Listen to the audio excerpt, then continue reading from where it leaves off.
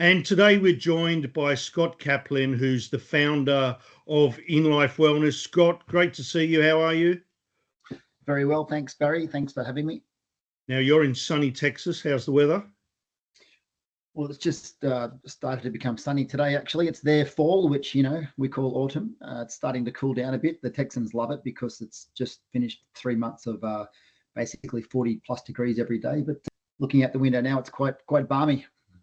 Now, you're a good Aussie. You're from my neck of the woods in southern Sydney, but you're currently based in Texas. You've got 25 years before you in the industry, before you arrived in Texas. Tell me a little bit about that 25-year journey and then what took you to Texas. Yeah, I completed high school, did a business degree, and got a job for one of Australia's largest supermarket chains. Actually, that was in the late 90s. I quite liked the work, corporate world, but in the meantime, my brother had finished high school and he became a personal trainer, and I thought, oh gosh, I could give that a go. I had a lifetime of sports up until then. I'd done a lot of coaching of kids sporting teams, and I thought I'll try my hand at personal training. Always got the business degree, can always go back to the office job. That was 1999, never looked back. Got out of a suit and tie into shorts and a t-shirt. I did work that I felt a lot more congruent with and aligned with my personal values, and just helping people. Worked really hard, had some amazing mentors early in my career, which I was pretty fortunate to have. And I was with a company that was in their early stages of developing, and there really was a career path, which is something that there is not in the fitness industry. You could be a personal trainer down the beach or in the park or at some sort of big gym, and there's not really anywhere to go from there. But I'm really passionate about the member journey in fitness businesses, but I'm probably more passionate about career development for fitness professionals. Working with this company 5 years, personal trainer, they began franchising. I opened up a business as a franchisee in 2005.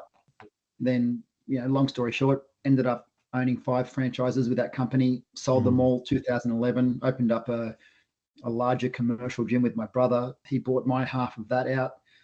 And then I moved into these boutique Pilates-based environments, which also followed my own fitness journey. I got into Pilates after playing a lot of rugby league and running and lifting weights and just wanting my body to feel good as I got older. Pilates is also a great place to be in the fitness and wellness industry at the moment. It's really growing. It's been around for 110 years, so it's not new. Post-COVID, a lot of people's fitness and wellness goals have changed from weight loss to strength to now. I always want a better term for mental health, but just coming in each day to do something that's really positive for your mind, makes you happy. It's not connected to home or work. Yep. That's what we provide, a little sanctuary. So yeah, things are going. Started inLife Wellness 2019, the year before the first COVID. Had a bit of a slow start actually, even COVID aside. Then sort of turned into a good thing really, because after that first COVID, I think it was like March to June 2020. We reopened and things just exploded. It was pretty much exactly 12 months to the day, 2021, where we closed down again for COVID for a further 4 months. This is in Sydney, of course. Yeah. I never thought I wanted to be a franchisor. I knew a couple of franchisors, and I'd heard they deal with their fair share of problems, and but I love it. Like between 2008 and 2020, I was a business coach and mentor specifically to fitness businesses in the fitness industry. So I enjoyed that. Then I started thinking, well, if I'm going to coach and mentor anyone, I may as well do it with my own sort of system and brand. Yeah, I love it. I think 2019, we had the 1 studio. 2021, the 2nd studio opened.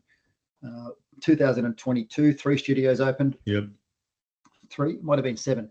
Anyway, this year we opened 15. We've got 8 on the board for the first half of next year already. I don't mind if we have 100 or if we have 33, which is what we're currently at. I really don't mind. People often say, how many do you want? And, I think 100 is a magic number. But I just want everyone to do well. If they do well, I think the rest takes care of itself. But so things are going good in Australia. Probably my biggest need or value as a human being is growth, both personally and professionally. Yep. And coming to the US just seemed like a growth opportunity. My wife was really on board. She works in the business too. I've got 3 little girls, and we thought, there's never a perfect time for most things in life. You just got to make them happen. Got a pretty amazing head office team in Australia, and the franchisees, I'm really grateful for them. They're amazing as well. So yeah, as long as everyone keeps ticking along, I think we can do well. Great little family journey there, experiencing the world and, broadening horizons. The children are still young, I presume. Yeah, 12, 10, 6.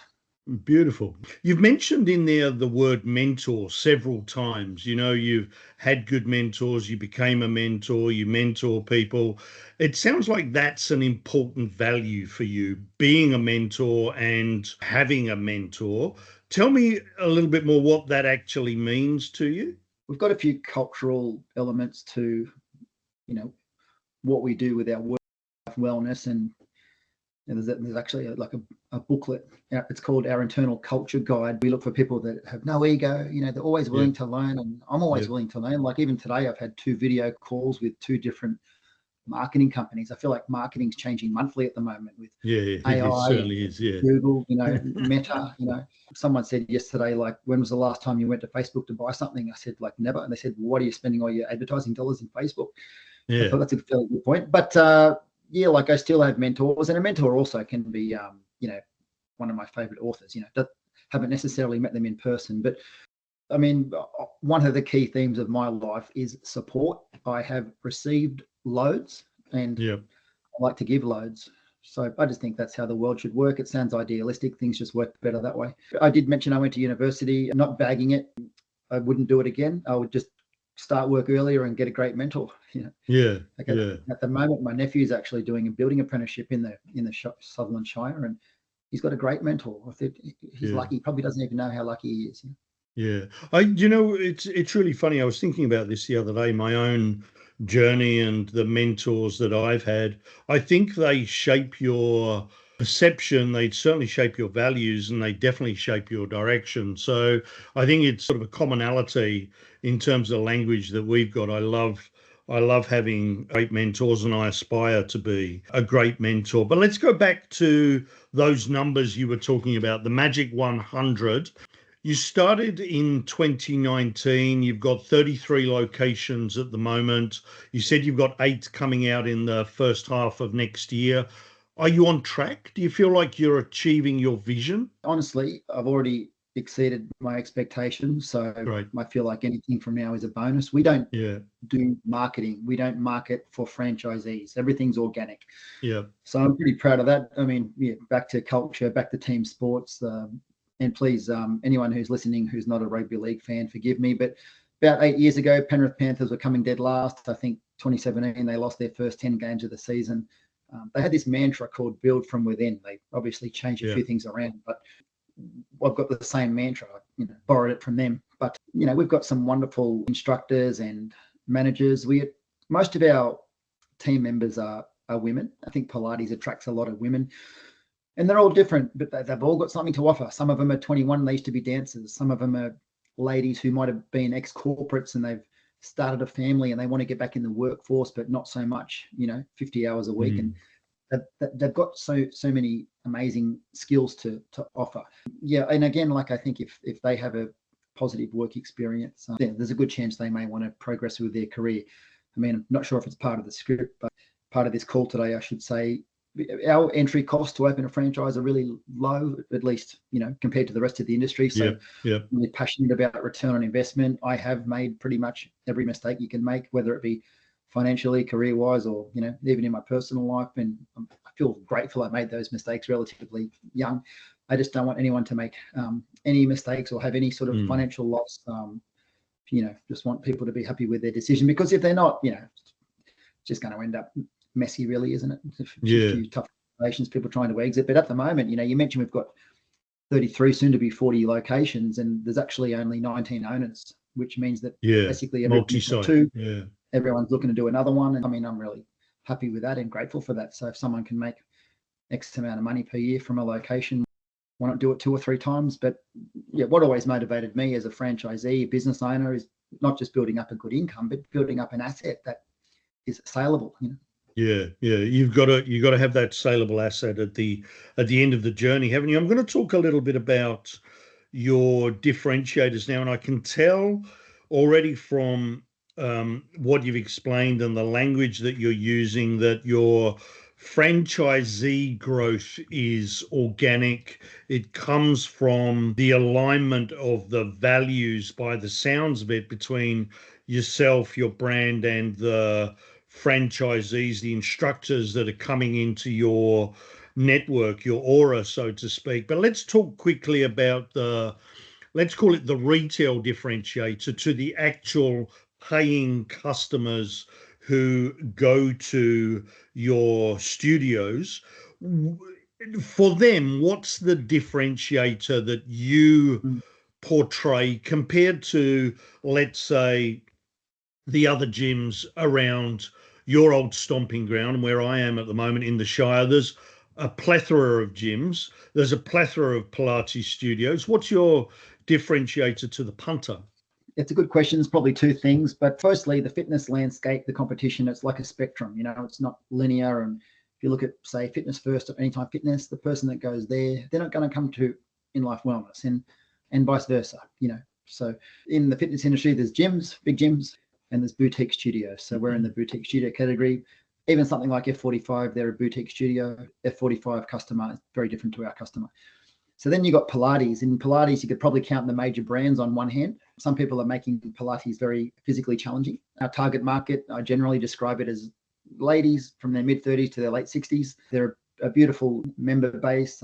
They can afford it. They're looking for a long-term lifestyle-based wellness solution. They want a sense of community. We're not killing them with exercise every time they come. They come frequently. We get a lot of comments saying, first time in my life I've enjoyed exercise. Gyms can be intimidating. We're not. The whole place is set up to feel like a big living room. We offer a lot of Reformer Pilates. We know that Reformer Pilates is a beautiful form of exercise. It doesn't need to be tinkered with too much. But we also offer another range of exercises and we combine Reformer Pilates with a lot of other exercise. They're called modalities, types of exercise. So we know that people love their Reformer, but we also know they want something else. They want to feel like maybe they've done a bit of gym work. They want to do a bit of strength work. They want to do a bit of cardio, and they want to mix it up. Also, our members can go to any inLife Wellness location, which is really great for their variety and also for our member retention and their sense of value. If you look at the big brands in Australia, we're more cost effective, which I'm pretty passionate about value. I also don't want money to be a thing in people's head. So we're, a little bit cheaper, and I think we offer just as much or more. So my definition of innovation is just being like 5% different. It's not reinventing the wheel, but if you can do something 5 or 10% differently, people think you're very different. Yeah, 100%. So to answer your question, we've got a pretty unique offering in terms of what we offer as a service, and the rates are pretty good.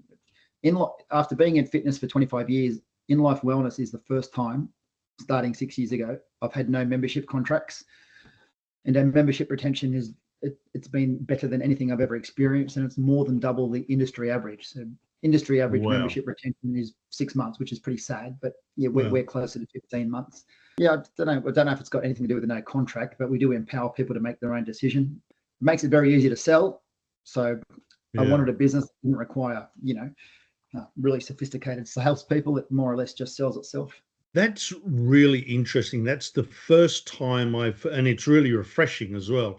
The first time I've ever heard anyone in the fitness industry say, one, we have no contract, two, we're cheaper, but our retention is double the industry average. I've never heard that before. And in fact, we've just signed up to the gym. I think I told you when we got back to the Shire, my wife said, I'll get you a gym membership as a gift. And that initial process of signing your life away and wondering what the hidden catches are, what admin fees you're going to pay when you don't go to the gym, when you're on business for a couple of weeks and you have to pay that weekly admin fee or whatever it is when you kind of pause your contract, that's always a daunting kind of exercise. And I'm amazed that you don't have membership contracts. I'm amazed that your retention is so high. That retention, what do you think is driving it other than the membership? Because I think that's clearly a loyalty factor there. Scott's not forcing me into something, so I'm going to pay my respect back to Scott by being loyal. I think that's an element. What else do you think is driving that retention? Well, I'm not sure when you received your gym membership, gift if you'd been to the gym before, but most gyms and studios have what they call an introductory offer. It could be first class free or 7 days for $7. Yeah. We offer a 1-week trial. As part of the trial, you get a private, like a one-on-one session. So imagine you or your wife joined up with us, and the first thing we did was a one-on-one. So you come in and we show you how to do the exercise that we do. We have a chat, have a conversation, start to build a relationship, explain housekeeping things. Here's the bathroom. Here's where you put your keys. Here's how you check in when you arrive. And that's key to our conversion on the back end of the trial. So in the fitness industry, conversion from a trial to a membership is about 18%. We're up at 72%. Wow. That one-on-one session, it's laborious. You know, some people want to do it on Saturday at 2:00 or Thursday at 8 p.m. That's a bit of a bugger. It'd be nice to not do it, but it's just really important because, you know, my mother, she does Pilates. If she didn't do a one-on-one and just to start, you can't just throw them in a class. You know, it's not fair on them, but it's not fair on the instructor either, trying to teach a class of 12, 14, 16 people and everyone knows what they're doing. You know, the new person, they always come 1 minute late and then you've got to start again. You get quite flustered. So you were asking about like membership retention. I don't think people have a sense of like loyalty in the beginning, but my brother owns a couple of gyms. He's got a saying that people don't want to leave your gym. And you've seen those statistics around why customers leave. It turns out that, you know, 1% die, 3% move away, 5% develop a relationship somewhere else. Like my brother's, my brother's girlfriend's become a Pilates instructor. I'm going to go there. But as it turns out, 68% of people are dissatisfied with the product or service and 14% think you don't care. So that's the bulk of it. 82% of that reason is in your control. If people have a good experience, they feel valued and appreciated. I just think they're gonna stick around. Also, back to the point about pricing, what are they going to do? Look around at the competition, find out that all the rates are more expensive. Are they going to go somewhere else? Just, you know, we've got a big culture of trying to know people's names. They say that it's really hard to break up with somebody if you know their name. Like imagine you walk into your gym and people say, "G'day, Barry," or you're leaving. They go, "When are you coming back, Barry?" And you're like, "Oh gosh, this is pretty cool." When I get it, you know, I drive past 7 coffee shops to get a coffee because they know my name and what coffee I like. Yeah, exactly. It's that personalization, isn't it? And it sounds like enjoyment is a big differentiator for you. You know, when I go to the gym late at night, it's probably because of biorhythms and stuff like that, but it's also because I want to exercise in privacy almost. I want to make my own mistakes. I don't necessarily want to be under the scrutiny of too many people. So I enjoy my isolation when I'm working out. But it sounds like enjoyment is a real factor for your studios. Tell me about how you infuse that. How do you infuse enjoyment into what could be quite a laborious process of, you know, working out and recovering your, you know, your body and your injuries, etc.? So enjoyment, it probably trickles down to has many layers to it. You know, the team's got to enjoy their work. They've got to feel valued and appreciated. They've got to get paid on time. They've got to have opportunities for growth and development. But with the members, you know, I think people are being conditioned to believe that you've got to kill yourself with exercise. One of my studios is in a shopping complex, literally 6 other fitness businesses in there. You know, there's like a CrossFit studio and a big gym and boxing studio and a martial arts studio. But with one of the other businesses, we see the people running around the block holding like a weight above their head and no one's ever really smiling. It looks really punishing. But you know, I mean, again, like with my background in fitness and personal training, we know that the harder you exercise, the more you increase your appetite. So it's really hard to exercise with high intensity and then eat well. Look, we're just trying to educate people that it's okay if exercise feels nice. Sometimes Pilates is funny. It can make you shake like a leaf and burn, but people normally leave feeling great. And the next day they can still walk and they look forward to the next day. You know? And, you know, back to our target market, a lot of people just want to move their body, you know, and that should be commended. I've got this sort of saying that people should be acknowledged just for turning up. You know, you never know what's going on in someone's life. They might have raced there from work. They might be getting away from 3 tiny kids just to have that 1 hour to fill their cup. I call it sacred time, you know. So, you know, back when I was younger, someone was late, they'd be like, "Where you been?" But now if someone's late, it's like, "Are you okay?" No worries. Just jump in and join in. Yeah, I think there's a lot of elements to in enjoyment. People want variety with their exercise.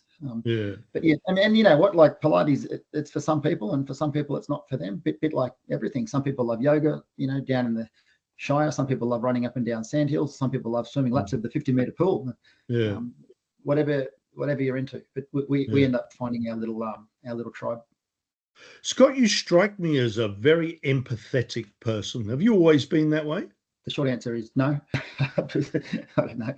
I've got some people say I'm a bit blunt or a bit direct, but other times I can be really a little bit soft. But I do care about people. I mean, you know, the old TV show Cheers, where everybody knows your name and they're always glad you came. Yeah. That's what the studios are like. And, you know, sometimes I say I sort of grew up not really fitting in anywhere. Like I was sporty, but not good enough to be with the really sporty kids. And I was academically good, but not good enough to be with the elite kids. And I was stuck between all these groups. So I think subconsciously it's made me want to, there's a saying that your voids drive your values. So what's missing drives what you want. So I just want to develop these environments of inclusivity where everyone feels, you know, valued really. And I get really empathetic when I walk in to the studio and I see a mother-daughter, and maybe the daughter's out of shape. She probably never was athletic at school, and, you know, who knows, like maybe a boy never looked at her, you know, and just making them feel special, you know. So it's really important. You know, people are going through stuff in their life, and, you know, there's been times when people can't afford it, and you just say, you know what, you're coming for free for the next 3 months, and then, you know what, they get a job and they stay for the next 2 years. So 100%. It's really interesting. Those little acts of kindness and empathy drive huge loyalty and customer attention. I'm a big believer in that. And when I look at your reviews, in fact, 190, I tabulated everything. You know, I went through site by site. I looked at who's got Google reviews up and running, who hasn't. 198 reviews, flawless reviews. Are they all kosher? Well, they're all kosher. And when you said 198 across, you know, 30 locations, the first thing I thought was I could do a lot better with that. I just get a bit embarrassed about asking people to do a review, you know. So they're just all people who have gone out of their way to do it. Funny, actually, in America, people, they really write reviews from the heart, like 2 or 3 paragraphs, unprompted. But no, they're all hunky dory. Those reviews, they're just members. It's probably, I mean, like I say, not that many when you think about it. It's probably averages 5 or 6 reviews per location. But yeah, no, we're always grateful for a review. I mean, I don't look at reviews. My wife looks at reviews all the time. Like if we're going to book some accommodation, it's all about the reviews. You're going to buy a pair of shoes. I mean, probably the best reviews are the ones where people say, I felt very comfortable in the studio, or the team was supportive and the other members were nice. So yeah, I always think culture is dictated from the top, and filters down through the team to the members, and people have got to buy in. I was talking to my wife actually about, I think it might have been Charles Darwin and the process of natural selection, but we just had a lady, and she was extremely skillful and talented, but she didn't fit into the culture that we're trying to promote, and she just she removed herself. Self-selection. Self-selection. That's what I was trying to say. So the reviews, positive reviews, it sounds like you don't look at the reviews very much. What about the negative scenarios? You haven't got any negative reviews from my research, but what happens when you get a complaint? Who handles that in the HQ team? Yeah, probably. Well, to be honest, we've got a lady called Kelly. She's our studio support leader. She'll handle it. We've got a couple of other people that we call studio support managers, or I'll deal with it too. Like I'm still pretty hands-on. I can't help myself, actually. You might get a complaint like, I've emailed twice and nobody's responded. Turns out it's in somebody's junk, or the class was too hard for me. The instructor didn't ask me a question. Again, like from that personal training background, I tell people it's group exercise. It's not personal training. When it's one-on-one, I pretty much know your dog's name and know you've got a bad left knee, but we still strive to know that in a group environment. But I read a book once called A Problem is an Opportunity, and more often than not, it is. If you can get onto it, what do people want? They probably want to be heard, and they want to be heard. They want to be heard, exactly. I'm not just listening to them going, yeah, are you finished yet? Like actually listening to them, trying to offer a solution. Probably, in fitness, the top 3 complaints are: 1, I can never get into a class. Number 2, you've stuffed up my my direct debit billing. Yeah. And number 3 is like hygiene or cleanliness. But, you get a few emails where people will say, oh, I noticed I got billed on this date. What is it? And you just explain it. And it's all in the policies. And of course, they've agreed to the policies without reading them. When you can point it out and just offer a refund, and 9 times out of 10, they'll write back, no worries, thank you, refund not required. So pretty big on replying to people immediately, because I don't know, that's what they want. That's exactly right. And I think you're right. People actually don't want to jump ship. They want to be heard, and they want whatever problem it is. They want that solved, and they want someone with authority to solve it rather than being given the runaround. It's relatively straightforward in my mind. Let's just switch now back to mentors, back to leadership style. I can tell you've used the words trickle down a couple of times. Values come from the top. The culture comes from the top. It's built from the inside. It sounds like you've received a lot of that through the various mentors that you've had over the years. What's the best leadership advice you've ever had? Oh, leadership, there's probably quite a bit. What springs to mind? Just one of my mentors, he just said, not sure how relevant this is, pay everyone first and on time, and there's been times when I've been struggling, struggling, and I've, there's been times when I've got paid and I've got my pay and paid someone else with it. But always pay people. Hire on character, train skill. Don't hire skill, because you can't train the character. You can train the skill. You can train the skill, absolutely. It's an axis, performance and values. And you want someone with high performance but high values. Because everyone knows someone in a workplace where they've had high performance but poor values. They're hard to get rid of because their performance is good.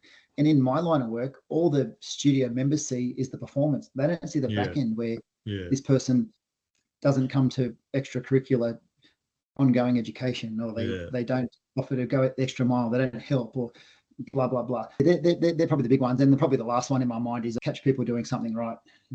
Yeah, oh, that's a good one. That's a good one. It's really interesting that hire for values is big on my agenda. Pay people first. That one is such a key one, because it goes to respect, it goes to how much you value the person, it goes to structure and processes, satisfaction. I've had clients, I've advised them to do that, and they haven't, and they've lost all of their top performers. It's just a simple thing. And the last one there, obviously, I think that's a great one as well. Let's just quickly talk then about your franchisees. So your franchisees have grown organically. You've got this culture, you've got this leadership style. Your franchisees are growing organically. They're now multi-site owners. How far do you think you can extend that? Because fundamentally, you're using the old Russian doll. You're cloning each of these great franchisees. Do you think that's sustainable, that sort of approach? I do think it's sustainable. There's never any pressure on them. Most of our studios are opened up by our instructors or our members, but taking it a step back, most of our instructors started as members. It's a bit like you going to the gym and loving it and deciding you want to work there. That's just what it's like. And the beauty of the work that we do is that somebody can come and join the team, and they can do 2 hours of work a week, or they can do 20 hours, or they can just choose to be like someone who fills in. Because we've got a bunch of locations now, people work across locations. It's just a win for everybody, really.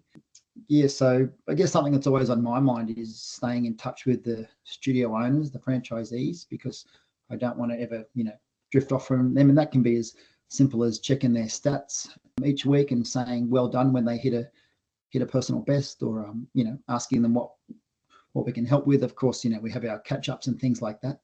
It's designed to be a simple business model. So I've been part of successful businesses where the business model is extremely complex, or you do need to be an alpha male or a super strong leader. But here, to run a successful business, you need a strong care factor, you need to be organized, you need to be good with people. And if you can do all those things, you're probably going to do really well. So just talk to me a little bit about your recruitment strategy then for franchisees. You've clearly got this cohort of ambassadors internally, and you've clearly got a great cultural differentiator that you can kind of perpetuate outside of this. What sort of strategy are you using to attract new franchisees? You've already said you're not doing any marketing, so how are you growing? Well, I mean, if I look at 2024 as an example, I want to give you a good answer, but I just sit back and just visualize success, and it just seems to come. Yeah. No forcing, no Yep. allowing. I mean, it just depends how esoteric you want to get with it all. But I've done franchise marketing. I think I'd be better off just getting 20 grand and throwing it down the street. Because you get all sorts of weird and wonderful inquiries. You get these emails where the email says, "How much does it cost to open, and how much money will I make?" And it's like, okay, well, fair question, maybe not first up, a good question. No. When someone inquires about a franchise, I send them an expression of interest form. I used to get 1 out of 10 back. But now, since we don't market, and because there's a thing called social proof as well, when a few get open and if everyone's doing good, if everybody's speaking well about it. But look, mate, I don't really have a growth strategy. I'm just going to go with the flow. Like if your financial needs are met, you got to ask yourself, what are my goals and why do I have them? I spoke about ego. I'm conscious of ego goals. Do I want to have 200 locations? Why do I want to have 200 locations? Like, what would my life look like then? And what's the benefit? So I said to you offline, I encourage everyone to intimately understand their own personal core values. So if mine are freedom, fun, flexibility, business, travel, family, and lifestyle, how can I live in line with those 7 values? Yeah. And whenever you're not living in line with your values, that's when you get anxious and depressed.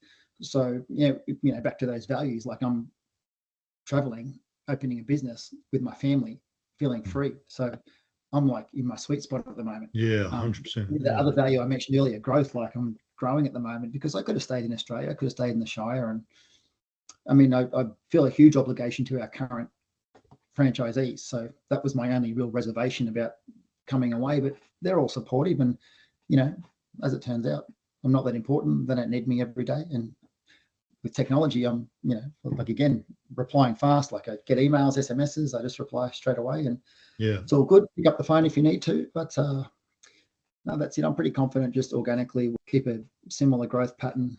We'll maybe crack into some other states in Australia. Maybe do some fun stuff. Got some opportunities in the Middle East at the moment. And just see what happens, but not forcing any of it. Yeah, there's clearly a secret there in terms of the culture, the replication of the the archetypal franchisee that you've already got, creating this ambassador that then goes on to the multi-site ownership. But like you say, it's a journey for you by the sounds of it, and you're clearly not forcing any sort of recruits into the business. You're not selling, you're attracting. Pretty much attracting, helping, coaching. Like you got to have they're not even hard conversations, but up front, let somebody know if there's a red flag. Some people have 1 location, they're doing good, and they want to open 2. I tell them doing 2 is very different to doing 1. Very quickly, you realize there's only 1 of you, and you can only be in 1 place at a time. Yes. I remember I was at a conference once it was in LA, and this guy owned 55 gyms, and my brother put his hand up and said, "How do you get 55 gyms to all operate at a 10 out of 10?" And he said, "Well, the first thing you do is expect a 6 out of 10 from all of them, and as long as they're profitable, So I love a good owner operator, but then there's owner manager, then there's owner investor. But the owner investors, they just don't do so good because they don't have their finger on the pulse. They're not there every day. They don't know everybody's names. And they've got a manager in place. The manager is probably never going to care as much as the owner, especially if the owner's got to really care. Because if the owner doesn't care, why would anyone else care? This is good. Let's just turn to the growth and how you've fared over the past sort of 12 to 18 months. Going forward, you've got 8 franchise locations in the first half of next year, but how has it been over the past 18 months? Economically, we've been, up and down in Australia, certainly, and in the States, I know it's been a little bit tough as well. So tell me how you've gone as a brand. well, I try not to compare myself to anybody, but there's a couple of other Pilates brands where they've got like 100, 200 locations, and I'm like, oh God, I've got nothing here. I only say that because I'm about to spit out some numbers. 2019, one location; 2021, one location; 2023, three locations. Sorry, 2022, three opened. In 2023, 7 opened, and this year 15 opened. So yeah, the last 12, 18 months has been really good. yeah. People talking about a recession. Maybe there is. Maybe I should stay in touch with politics, but I don't watch the news. I don't care about politics. Honestly, like whoever's in power, it's never seemed to have made much difference to my life or my business. I think it was 2008. I opened up a gym in North Sydney, and 75% of our clients were in finance. And 3 months later, the GFC hit. That was probably tough, but I just noticed no difference at all. And, we just did a price rise a few months ago after, not having done one for a few years. No difference at all to either the existing members or new member signups. Yeah. And that price rise was only honestly to keep in line with inflation, which I think last year was 6.9%. So yeah, I don't know. Maybe it's sales training. We're taught to never believe. I don't have time. I don't have money. All that means is it's not important enough, which is fair enough too. But I just find maybe it's the kind of customer that we attract, those people in their 40s and 50s. Maybe they're a little bit more financially stable. Yeah. Maybe fitness now is not a luxury. Maybe it's like a necessity. Yeah. People are seeing the value in that as well. So I've just noticed no difference either to this growth of the franchise network or the membership base at each location. Let's just talk about that point that you just made. Fitness is no longer discretionary. It's now a necessity. Do you think there's been a mind shift change post-COVID from, expending the weekly fee on the gym or Pilates or your fitness of choice? That's now baked into the equivalent of groceries and utilities. Do you think that's actually the case, or is that just a turn of phrase for you? Oh, no, it's not a turn of phrase, but I mean, I go to all these seminars and conferences around the world, and part of a few groups, and it's just good to learn for a start, maybe bounce some ideas, or at least hear how other people are doing. They say that post-COVID, especially the younger people, like nobody's saving money anymore; they're just spending it on experiences, and suits us and suits, I guess, anyone in the retail space. What else is there? I think I touched on earlier, for 20 or 30 years, the number one goal, especially for women in gyms and studios, was weight loss. And then that sort of shifted. You might not be familiar with some brands like BFT or even F45. You see in big commercial gyms now, a lot of girls, the goal changed from weight loss to strength. And then now the goal is more just about, I just call it doing something positive for yourself every day or every couple of days, which is good because, again, after many years in personal training, it's really refreshing to have a fitness business that doesn't have any scales in it. I don't want people jumping on the scales every time. Oh gosh, I put on a kilo on the weekend. Like, who cares? Like, you've turned up, you're already winning, right? Yeah, I mentioned earlier that people have got to be acknowledged for turning up, and they've got to leave every session or every visit feeling like they achieved something. When I first started doing Pilates, it was with this guy in the Australian Ballet, and for 1 hour, 3 times a week, he would just tell me what I'm doing wrong. So I left every session feeling like a failure. So I thought, oh gosh, I must not be good at this. But then I went somewhere else, and it was very warm and friendly. And just in terms of the sort of colours between Australia and the USA in relation to that sort of economic situation, do you feel like your growth trajectory in the States is as positive as the one you've experienced in Australia? Do you think you have the potential in the States to grow inLife Wellness similar to what you've achieved in Australia? Potential is like a bit of a word I dislike. There's so much of it out there. Everyone's got it. Yep. Just whether or not you choose to use it. Being over here, I had to do it, and it was always in me, and my wife, we've always felt called to the US. Having a great experience in Texas, which is they call it, the South and all that, the Southern hospitality, the Southern charm. It's a real thing. Over here, though, they get bombarded so much with media, email, SMS. Like, it's really hard to cut through. As nice as they are, like in Australia, someone signs up, you give them a call, send them a text, they write back. Over here, they're a little bit more. They call them savvy researchers. That's like a marketing term. Being over here reminds me of when I opened up the first inLife, which was in Menai, down near where we live in 2019, starting from scratch. You might have some sort of credibility on the board from half a world away, but it doesn't make a lot of difference. So, if I was to stick it out here for 5 or 6 years, you'd probably go all right. With culture, grow from within. It's a bit of a different play over here. I'll start marketing the franchise opportunity. Again, quite mind-blowing that some franchises over here, there's one franchise in particular where if you want to open one, the minimum you can open is 20. It's like, what? Well, 20. Like I'm pretty happy if someone opens one. Other people just don't, you can only open 3, but, then, what can I do over here? Sell to a bigger brand, sell to private equity, sell the master franchise rights, that sort of thing. I'll just be over here for a while and opening up 4, 6 company-owned locations and just seeing what happens. I want to have a plan, but I also want to be a bit fluid with it all. So you're in 2 locations at the moment in Dallas, is that right? Addison and University Park? Correct. And they're corporate-run locations at the moment? Yes. Okay, so you're looking at the franchise marketing at some point in the new year, I presume. It's a note in my diary for today. There you go. Just got to push the button. So, in franchising, there's a bit of a magic number. Like, how many have you got to have open and doing well before you can franchise? And some people say it's 3 or 5. But I did a call last week with someone, and they just said, well, it's a bit different because there's, 30 in Australia. You're coming over here, so already looks pretty good. So, we'll just see how we go. And if someone wants to have a leap of faith, then we'll fully support them. If not, those early adopters. The early adopters, I know.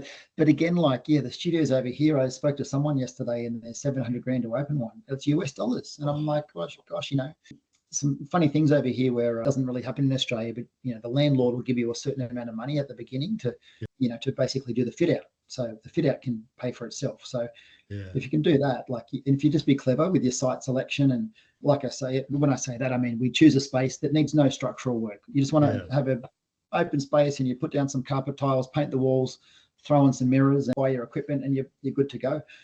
So I think, again, our opening cost of about $180,000, if that can be a competitive advantage, then hopefully it is. Yeah, absolutely. Certainly if you can keep that initial entry fee low ball. Just back to the past sort of 12 to 18 months in Australia. And I know you've grown, and I know you haven't really had your finger on the pulse of, politics and what have you, and you've visualized your success and you've gone with the sort of organic growth. But was there anything different that you did during that period? Any techniques, any specials, any type of approach that you utilized to assist customers in getting an easier access to your brand? Or did you just do the same thing as you did recession in inverted commas? You're referring to opening new franchise locations? Opening new franchises, and even in terms of the retail space, attracting consumers. Did you do anything differently during that economic downturn? I don't want to sound ignorant, but I didn't know there was an economic downturn. I just choose not to buy into it too much. What else is there? Probably a few things spring to mind, like marketing is always something that's present in our minds. And we open up new locations now with, say, for example, 200 members, and that's cash flow positive. So you're opening up profitable from day one. I think that's given people a lot of confidence. So we've sort of been doing that now for the last 18 months, ironically. So about exactly that time. The other place my head goes is just choosing the right people and putting the time into them and giving them opportunities, and I was promoting them, for want of a better word. I mean, I guess if people are doing well, I always say that I used to work in gyms all the time, and the job was always very visible. If you're doing well, or if you're good at what you do, everyone's going to know. If you're not doing well and you're not good at what you do, everyone's going to know. So if I can get everyone to do well and just be happy, we've probably got one low performer and she's very happy. So because again, like when I was a personal trainer, there was a bit of a saying, like, imagine I was your personal trainer and I set you a goal. Like, is it your goal or is it my goal for you? I get a bit, again, self-conscious about doing this, but I really want to help our franchisees live their dream life. I like the saying that your business is a vehicle to have the life you want. The business is not ultimate aim to what am I going to do? Like work 6 days a week? That's not the goal. It's like, how can I, double my income and halve my work hours? And Yeah, what 100%. am I passionate about? I want to go to Spain next year for 3 months, or I want to learn the guitar. Like whatever you're into, let's do it. People say, I don't know if I can do that. Yes, you can do it. The best thing you can do as a business owner is bugger off for 2 months. Yeah, Empower that's right. someone else. Because again, my other, I don't think it's my definition. It might be from the E-Myth or something, but the definition of a business is like a profitable enterprise that operates without you. So, again, from my very first time in fitness 20 odd years ago, back to those mentors, like systems were drummed into me. Systems. There's a system for opening and closing the studio. There's a system for operating the classes. Everything's got a system, which again, like makes operations smoother. Systems make good people great, and ultimately they increase the sale price. Yeah, absolutely. I put my car in for a service with this guy. He's been servicing my car for 30 years. He's still under the bonnet. He's had grease under his fingernail for 30 years. It's like that's really a business. So he knows your car intimately. That's the kind of mechanic that you want, eh? So let me just ask a little bit then about the franchisees and the growth over the past sort of 12 to 18 months. Have there been any challenges with them getting funding? And you spoke about being cash flow positive from day one for a site that has 200 members. But in order to fund that new site, have your franchisees had challenges getting funding, or do you provide vendor finance for them? What's the access to capital been like for them over the past 12 to 18 months? Well, it's been really good, and I'll just elaborate and address your points there. On our franchise information kit, it says that it costs about $164,000 to open. Coincidentally, about $64,000 of that is the equipment that we use, these Pilates machines. Yeah. So I can purchase those, or the franchise company, the franchisee can pay them off over a 2 or 3 year period, which means straight away they need 100 grand. Now, most people I deal with, they've got 100 grand, or they might need to borrow 30 or 50, or, there could be some people doing it in a partnership. My accountant said that you could probably open up one of these businesses with a couple of credit cards. Not that we recommend that. And if somebody doesn't have 50 grand, and then the other school of thought is you probably shouldn't be talking to them. Maybe they're not a qualified prospect. A lot of people I meet, they've got the money either in some sort of house equity or just cash, So finance hasn't been a problem. I can't even think of anyone who's had to go and get a loan. Oh, I can think of a couple of people actually, but that process of pulling a bit of equity out of your home for some reason seems to take 7 months. No real problems at all. No problems at all coming up with the money. So, hypothetically, if you had someone who demonstrated, maybe a younger instructor, demonstrated amazing values and alignment to the brand, but just didn't have the capital or the equity behind them, what would you do with someone like that? Would you say come back in 20 years when you've got equity in a home? What would you do?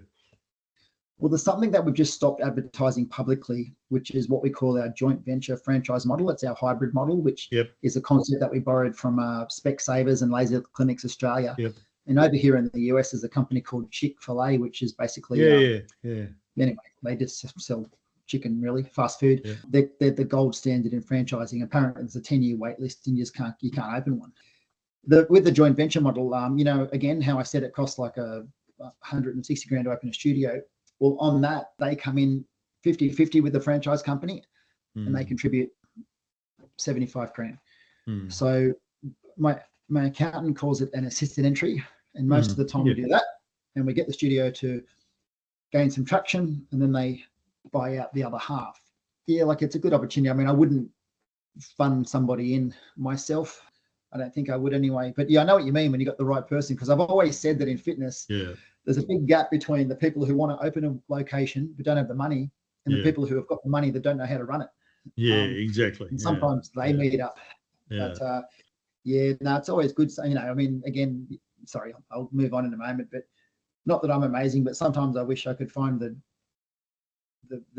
25 year ago version of me, and get them going on, or clone a few of other good people. But there's some pretty great people in our network, and again, like you can come into this sort of thing. I think about my daughters, and they're not academically amazing, but and don't start me on education, but I did a business degree, and at no point in that 4-year degree was opening a small business covered. It's not a topic. Yeah. It was all It's absolutely right. macroeconomics. And that was crazy. Yeah. To help somebody like make 200 grand a year, I think that really floats my boat. Yeah, no, absolutely. And not only that, you are kind of leaving a legacy. It's one of the things I'm really big on, but you're leaving a legacy for these people. You're creating generational wealth for them. They're creating this asset that they can then pass on to their offspring and their loved ones. So you say you feel a little bit reticent sometimes about talking about the more esoteric factors of helping people in business, but fundamentally that's what it's about. It's about giving someone the tools to create an asset, to pass forward, to set up their offspring and their family for comfortable lives. I think that's the reason why we strive and work so hard. And look, that brings me really to my sort of last business related question. You've got 8 coming out in the next 6 months or so. You're exploring franchise opportunities in the States. Cast your mind 5 years forward now, Scott. Where's Scott going to be 5 years from now? Where's inLife Wellness going to be 5 years from now? I think 5 years it's a long time, and it was just a couple of days ago actually I mapped out the growth so far, and if it continues something like that, there'll be the 100 locations. You want to make sure everyone's doing good, got a really rock solid team in the head office, and every system's catered for with marketing and sales and bookkeeping and all these things. 5 years, I heard what do they say, an anecdotal story that Lorna Jane got offered 500 million, and she said she didn't accept it because she said she didn't know what she would do with herself. And I don't want to be that person. I can think of quite a few things I'd like to do, but I'm really attached to a lot of the people in our network. I'd like to be possibly not working 7 days a week or waking up at 2 a.m. thinking about work. I think the USA thing will be done and dusted. I'll be in and out by then. And one of my big goals is to be living with my family in Byron Bay. We've got the little home in town and another more of a farm in the Byron Bay hinterland. Traveling to Sydney once a week just to stay in touch with with everything really and everyone. That's my goal. I'm in a process now where a position where we're not a big company, but we're not a small company, and things grow and evolve faster than you can create infrastructure for. Now in 5 years, gosh, I'll be 53. So just want to be happily married. I think I'll have 3 teenagers then, which is an interesting thought. Girls, mind you. No, just want to. I love my work. It's just me in terms of like owning the business. I have no debt. I enjoy my life, and I'd like to keep it all that way. Sounds like a perfect dream. And Byron Bay sounds like a perfect place to spend the last few years of your career as you're managing your empire from remote. Yeah. And then I'm always like the same as having a small business and managing it remotely. Like, is there such a thing? Like, there can be. I say that a business is like there's a saying that a business is like a baby in nappies, and it never actually grows up and walks on its own. But I prefer to say a business is like a garden, and if you don't, tend to it regularly, after a couple of weeks, there'll be some weeds, and then they can get out of control. So and the main thing there is honestly that back to that cultural piece, just making sure everyone's being positive and being grateful, not telling them they've got to be grateful for what I do, but just so many positives, so much opportunity. And we're in a good position. So 5 years, it's a funny thing. That saying that people overestimate what they can achieve in 1 year, but they underestimate what they can achieve in 5 or 10. Yeah. I'll just see what happens. Like I said earlier, I didn't think I'd be here. So hopefully we can offer something of value. And like you said, they become attracted to it. Do you know, Scott, all the way through this discussion, one of the feelings I've had is your deep sense of gratitude, and how that's being given back to the people in your network. And I've got to say, it's It's really refreshing to see your approach to how you manage your team, how you attract your franchisees. It's been an absolute pleasure talking to you, and I wish you so much success. You've got a great little brand. Of course, I know it because it's close to home here, but I feel like I've got to know it even better now. And I just want to say thank you very much for spending time with me and telling me all about how you started, how you're going, and where you're going. And I wish you so much success. Yeah, thanks very much, Barry. I hope I added some value somewhere to someone. But I enjoyed it too. Thanks for having me on. Excellent. Thank you, mate. I really appreciate it.